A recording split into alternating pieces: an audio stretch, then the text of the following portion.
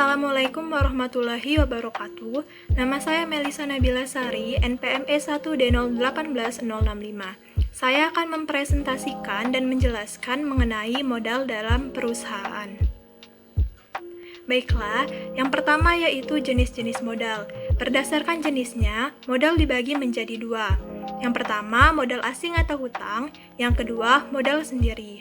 Modal asing dibagi lagi menjadi tiga, yaitu hutang jangka pendek, hutang jangka menengah, dan hutang jangka panjang. Sedangkan modal sendiri dibagi juga menjadi tiga, yaitu 1 modal saham, 2 modal cadangan, dan 3 keuntungan. Yang pertama, hutang jangka pendek merupakan hutang yang diharapkan akan dilunasi dalam waktu 1 tahun atau 1 siklus operasi normal perusahaan dengan menggunakan sumber-sumber aktiva lancar atau dengan menimbulkan utang jangka pendek yang baru. Hutang jangka pendek ini mempunyai kelebihan dan kekurangan. Kelebihan yang pertama yaitu fleksibilitas. Artinya, dapat digunakan kapan saja perusahaan membutuhkannya. Apalagi perusahaan lebih kerap dihadapkan pada kebutuhan jangka pendek. Kelebihan yang kedua yaitu biayanya lebih murah. Pada umumnya suku bunga hutang jangka pendek lebih rendah daripada hutang jangka panjang. Karena semakin panjang periode hutang, maka semakin besar pula bunganya. Sedangkan kekurangannya yaitu 1, likuiditas. Hutang jangka pendek memiliki likuiditas lebih buruk dibandingkan dengan jangka panjang. Likuiditas hutang jangka panjang lebih mantap terjamin. Sedangkan hutang jangka pendek debitur harus sering menyediakan dana untuk melunasinya atau membayar bunganya dan memperpanjang pinjaman pokoknya berulang-ulang. Kemudian, kekurangan yang kedua yaitu ketidakpastian biaya atau bunga. Bunga hutang jangka panjang senantiasa mudah berubah sesuai dengan suku bunga rata-rata pasar yang berlaku dan persepsi kreditur terhadap tingkat risiko perusahaan debitur. Berikut merupakan jenis atau bentuk dari hutang jangka pendek. Yang pertama, kredit rekening koran. Merupakan kredit yang diberikan oleh bank kepada perusahaan dengan batas plafon tertentu, di mana perusahaan mengambilnya tidak sekaligus, melainkan sebagian demi sebagian sesuai dengan kebutuhannya. Yang kedua, kredit dari penjual atau referensier kredit. Kredit ini terjadi apabila penjualan produk dilakukan dengan kredit. Dan yang ketiga, yaitu kredit dari pembeli atau afnemers kredit. Merupakan kredit yang diberikan oleh perusahaan sebagai pembeli kepada pemasok atau supplier dari bahan mentahnya atau barang-barang lainnya. Dan yang terakhir yaitu kredit wesel, merupakan surat pengakuan utang yang berisikan kesanggupan untuk membayar sejumlah uang tertentu kepada pihak tertentu dan pada saat tertentu atau surat promise atau notes payables. Yang selanjutnya adalah hutang jangka menengah.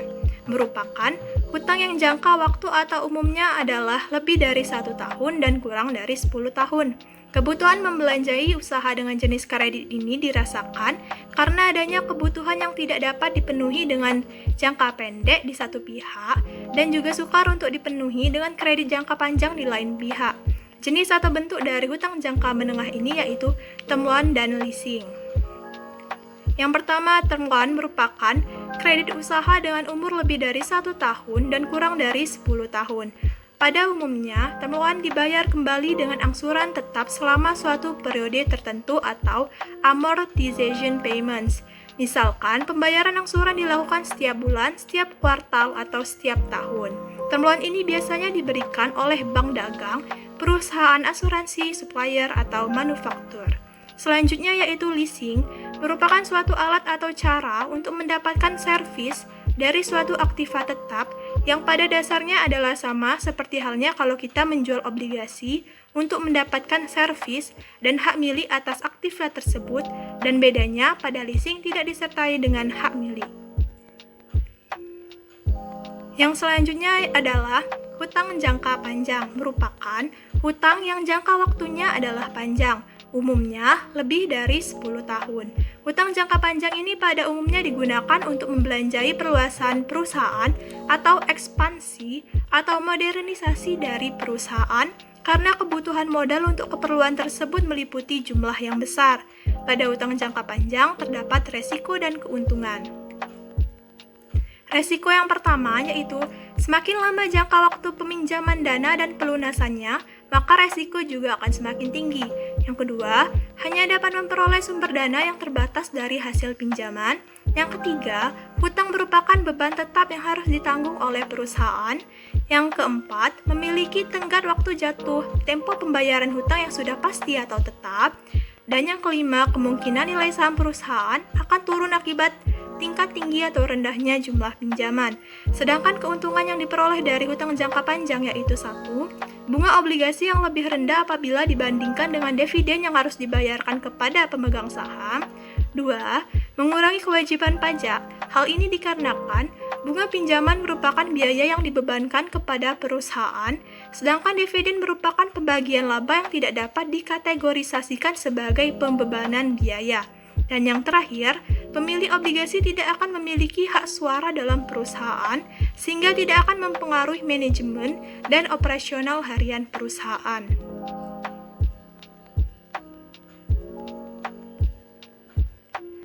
Hutang jangka panjang memiliki jenis dan bentuk. Yang pertama yaitu pinjaman obligasi atau bonds payables merupakan pinjaman di mana debitur mengeluarkan surat pengakuan hutang yang mempunyai nominal tertentu. Selama masa pinjaman, debitur akan memberikan sejumlah bunga yang besarnya tetap. Pokok pinjaman akan dikembalikan pada akhir masa pinjaman. Bentuk yang kedua yaitu pinjaman hipotek atau mortgage. Kreditur diberi hak hipotek terhadap suatu barang tidak bergerak agar bila debitur tidak memenuhi kewajiban, barang itu dapat dijual dan dari hasil penjualan dapat digunakan untuk menutupi tagihannya. Ciri dari pinjaman hipotek yaitu aset tetap sebagai jaminan, biaya hipotek tinggi, batasan penggunaan aktiva, jatuh tempo di atas 1 tahun, adanya pengurangan pajak dan aktiva bisa digunakan.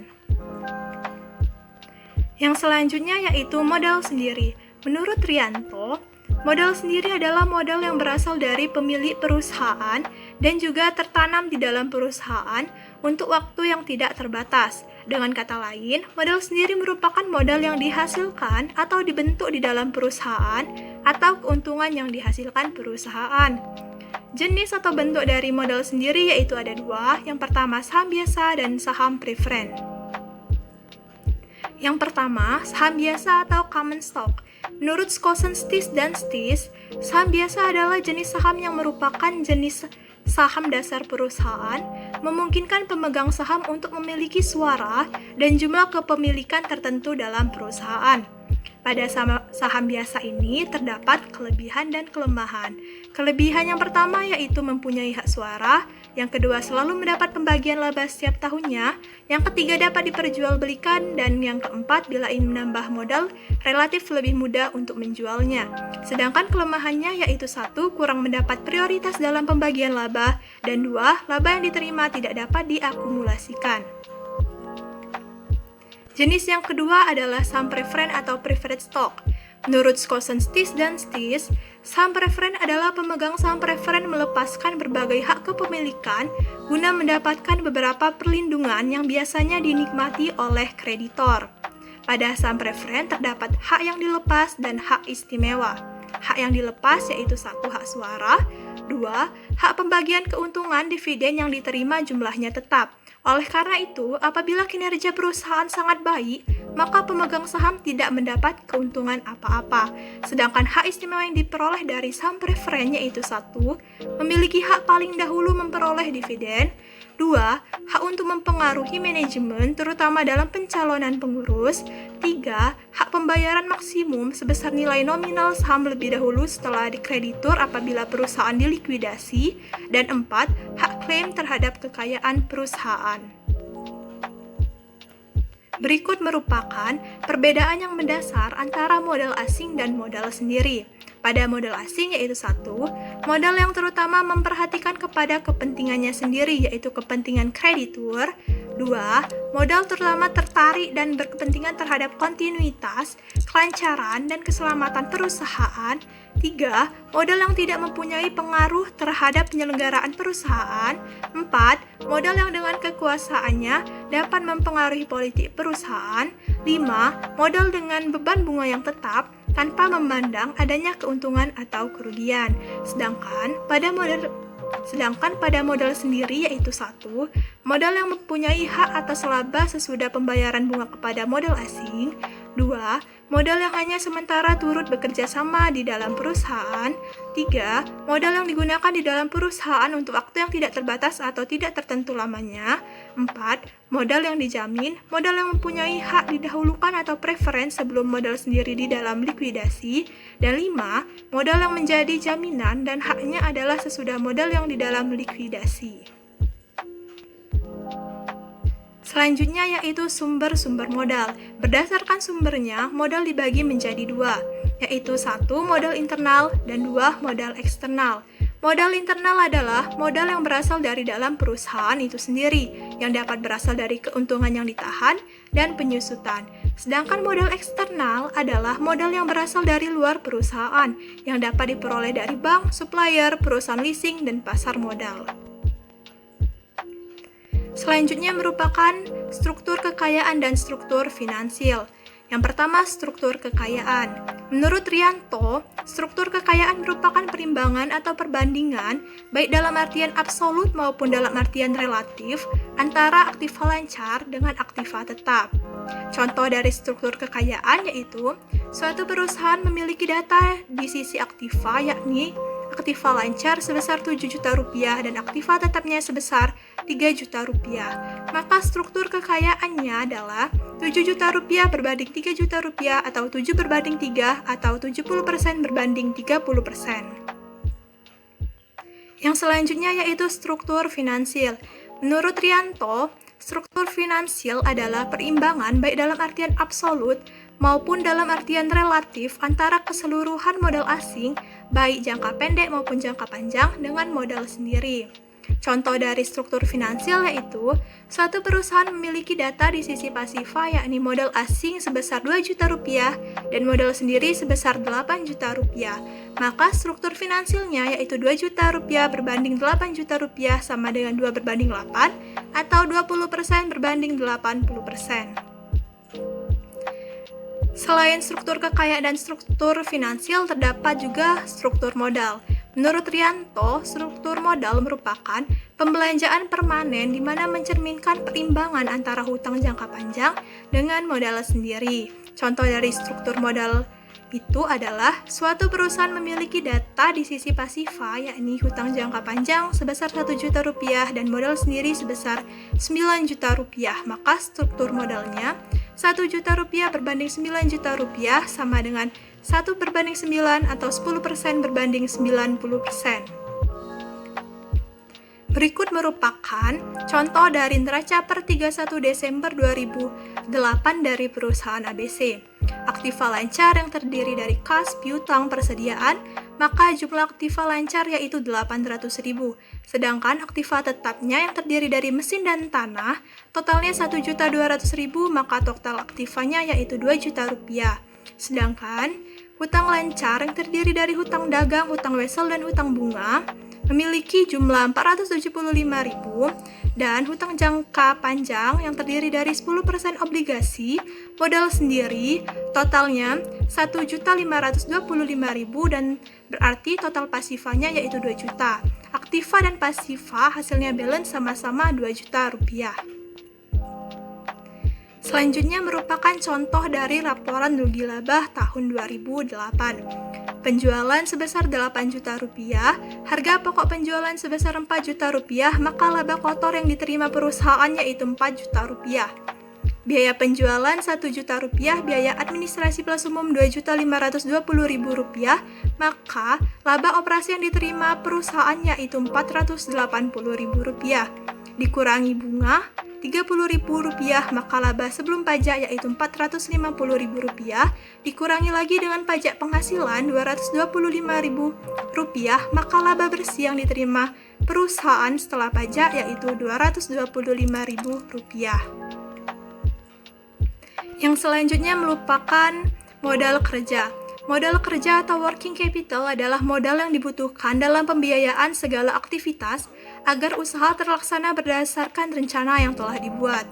Contoh dari modal kerja yaitu modal untuk membeli bahan baku, membayar tenaga kerja, membayar hutang dagang, dan lain-lain.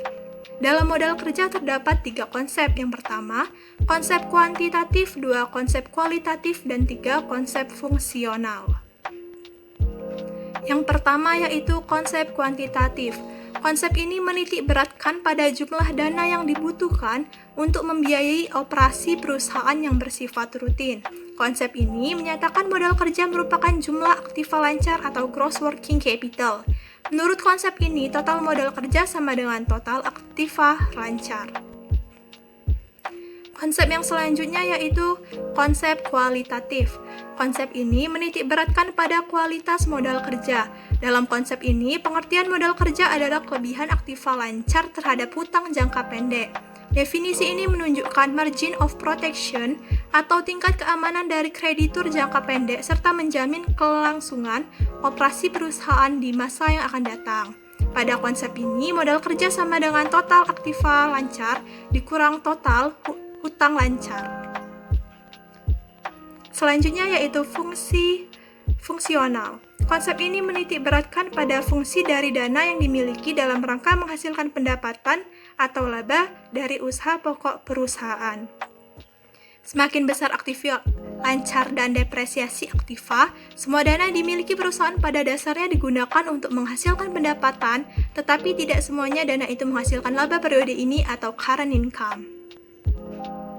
Yang selanjutnya yaitu penggunaan modal kerja. Working capital dapat digunakan untuk keperluan tertentu. Adapun kegunaannya antara lain sebagai berikut. 1. Biaya operasional perusahaan termasuk gaji dan upah karyawan. 2. Pembelian barang baku dan dagangan. 3. Meminimalisir kerugian dari penjualan surat berharga. 4. Pembentukan dana. 5. Pembiayaan aktiva tetap. Yang selanjutnya merupakan fungsi modal kerja. Menurut Manulang, menyatakan mengenai peranan dan fungsi modal kerja khususnya pada perusahaan yang bergerak di industri yaitu 1. Keterjaminan keberlangsungan aktivitas operasional. 2. Mendukung manajemen perusahaan pada decision making atau pembuatan keputusan. 3. Menyajikan informasi bagi kreditur jangka pendek mengenai tingkat keamanan keuangan perusahaan. Dan 4. Segala aktivitas internal maupun eksternal perusahaan sangat dipengaruhi oleh kondisi keuangan perusahaan. Yang selanjutnya yaitu manajemen modal kerja. Mukhlis menyatakan manajemen modal kerja sebagai manajemen pada aktiva dan pasiva lancar. Tujuan dari manajemen modal kerja yaitu 1. Dalam rangka pemenuhan profitabilitas atau kemampuan untuk menghasilkan laba bagi suatu perusahaan. 2. Adanya ketersediaan modal kerja, maka perusahaan akan mampu membayar kewajiban sesuai dengan waktu yang ditentukan. 3. Bila rasio keuangan menunjukkan tren yang positif, maka perusahaan dapat memperoleh suntikan dana dari kreditor. 4. Mengoptimalkan aktiva lancar dalam peningkatan penjualan dan profit. Dan 5. Sebagai proteksi bila krisis modal kerja melanda dikarenakan nilai aktiva lancar yang fluktuatif. Baiklah, itulah presentasi dan penjelasan dari saya. Semoga bermanfaat dan bisa menambah wawasan dan pengetahuan kita semua. Kurang dan lebihnya saya mohon maaf. Terima kasih dan wassalamualaikum warahmatullahi wabarakatuh.